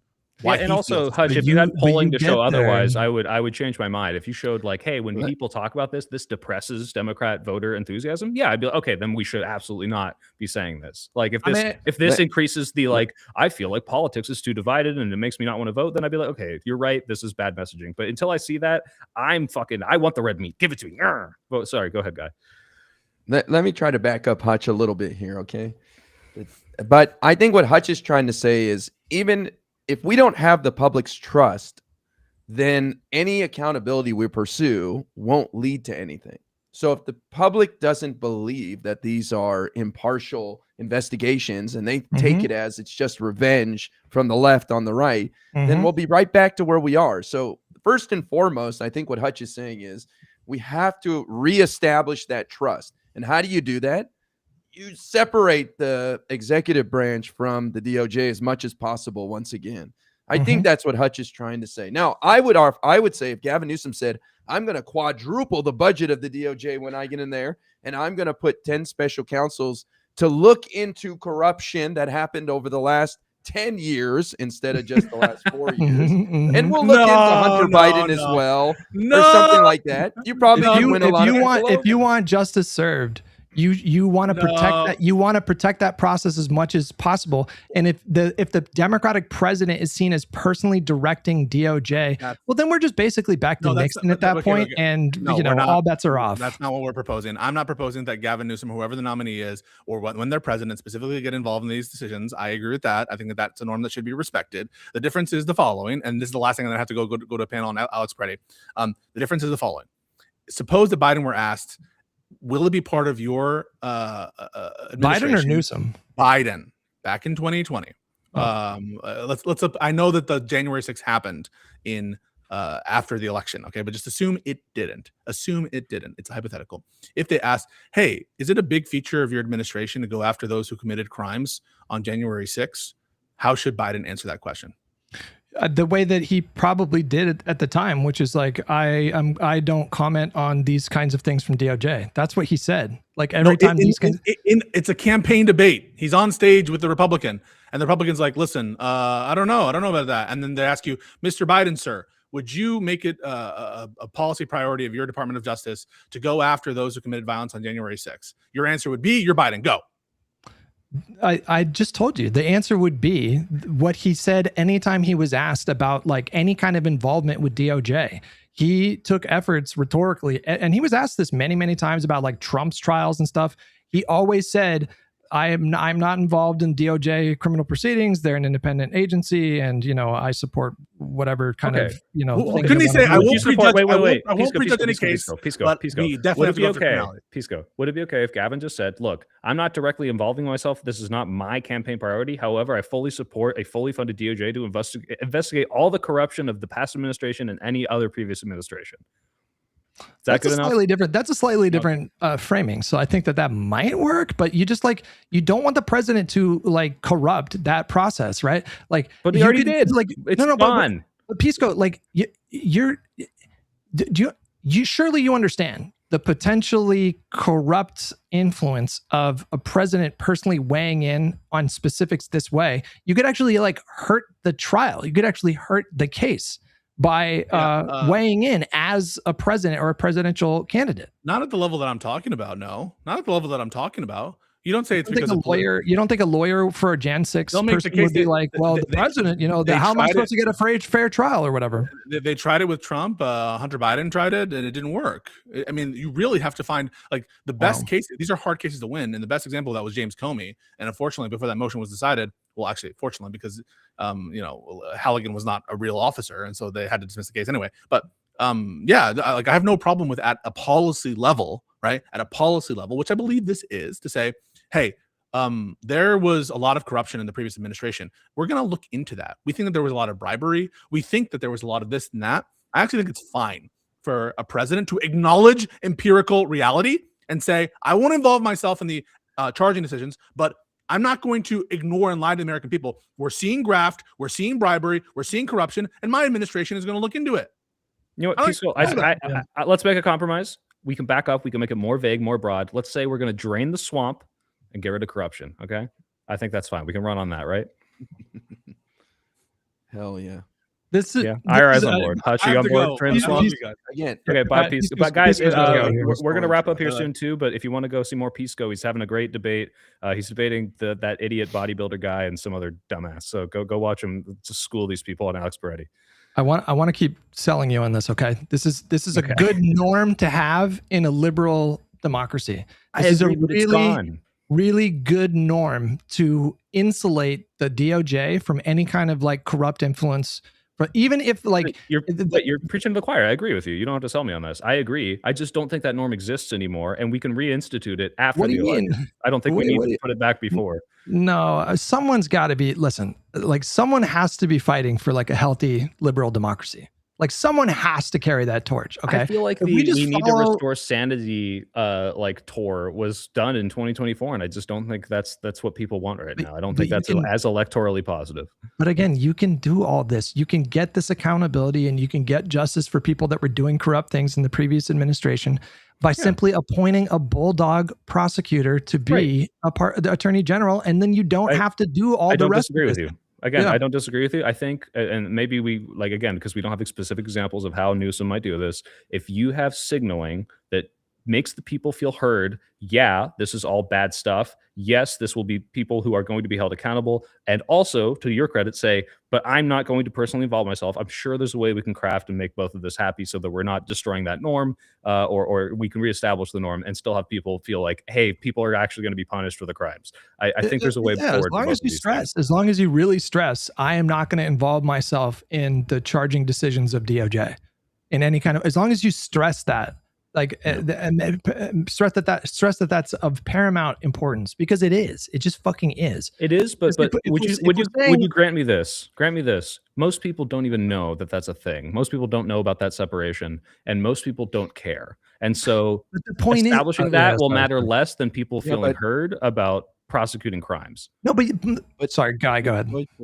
It's important to reestablish the public's trust in the DOJ. And I don't think you can do that if the president is involved in any way at all. That's what Hutch is trying to say. Like, no, I agree. I understand this, but what I'm asking is I don't know. I don't have data on this. I could be totally wrong. I'm just asking, do you think that you're really destroying the trust by, let's say they went full on, like, Trump lock her up? How many people were genuinely upset at the Trump lock her up stuff only because that was the first time they heard it, and because they understood that he should be separate from the DOJ, and not because the Democrats explained it to them? Like, I feel like most people don't understand. Isn't that the point, though? Isn't that the go ahead, Guy? I've been talking. Well, it's not that they won't be upset about that during the campaign. It's that they won't trust the indictments and the convictions and the investigations. That's the concern. They won't accept it. You're like, talking. We can put all those people in prison, and it won't make a difference, because it'll just screw up things even more. Well, I'm not opposed to putting. We don't have the trust.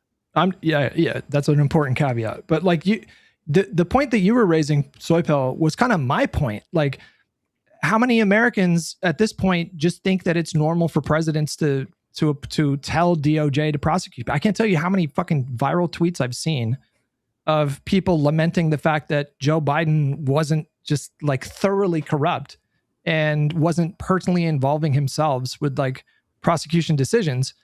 The reason why that's happening is because Donald Trump came along and just like shat all over that. And so if you want to get back to a situation where, that is, because when Trump was first doing it, people were like, what was like the big slogan during the first term? It was like, none of this is normal. Like, this is not normal. Yeah, well, it is normal now. Like, no one's saying that anymore because we're used to it at this point. Right. And the question is, if we don't take advantage of that in some ways, not go as bad as they were, are we fighting with one hand tied behind our back? And are we going to be able to get to that norm in the first place? Like, are we going to be able to win and establish that? Or by not taking advantage of that and using some of that language, can we, actually beat the Trump in the election? I think that's the question. And again, I don't think there's an answer necessarily, and I understand your argument. In my opinion, you're either advocating for civil war, like literal hot civil war, or you're advocating to, like, as IRI put it, reestablish trust from Americans in these institutions. You can only be fighting for one of those two things, because if we're just going to do the thing where we're going to trample every norm that Donald Trump himself trampled, well, a lot of these norms, like really important norms, if we're just going to do that, we're just speed running to a hot civil war at that point. I'm not, I don't think that's misplaced concern. Yeah. I'll give you an example. When they charged this pipe bomber kid, a lot of people on the right don't believe it. They're like, there's no way. This guy couldn't have done it, because they were sold a narrative that it was Antifa and the left. Oh, and inside wait, job guys, emergency. Pisco can't start his stream until this stream is done. I don't know how to get him out of this stream. Yes, so he maybe can. we should just. He doesn't know how to do it. All right, we can just call it there, boys. We can? Okay, well, real quick, any plugs you got, Hutch? Pisco and I are gonna fight tomorrow on the stream about I don't know, fucking lefties, or I don't know what. I forgot already. We'll figure it out. Okay, tune in for that. Ira? Nothing politically. Tomorrow night I'll be at the Ducks game hosting some Offspring night, so that'll be fun. Nice. And nationally televised game, so you might see me on national television. You are still, and probably will always be, the most famous of any of us, especially if you run for office. Last thing, guys, Lena Hidalgo, I don't know. I think, Hutch, you've confirmed. And then I don't know if Guy and Pisco, if you can hear Lena Hidalgo on Wednesday, 2 p.m. Central Time. She's a Texas Harris County judge, wants to talk to us. So we're having like a little mini Lib and Learn then. If not everyone can make it understandable. The other thing is the thing that Jonah had reached out to us about, which is this Minnesota fundraiser. We're raising funds for victims of ICE agents, and we're talking with people such as Mayor Frey and other Minnesota politicians. That's going to be 8 Eastern time. I don't think it's on Lib and Learn. It'll be a panel that I'm going on, but if any of you guys are interested, you're all still available, reply to the Discord message. Please go and tune in for that. So yeah, 2 big things on Wednesday. All right, boys. Good chat. All right, cool. All right, let's free Pisco. Bye, everyone.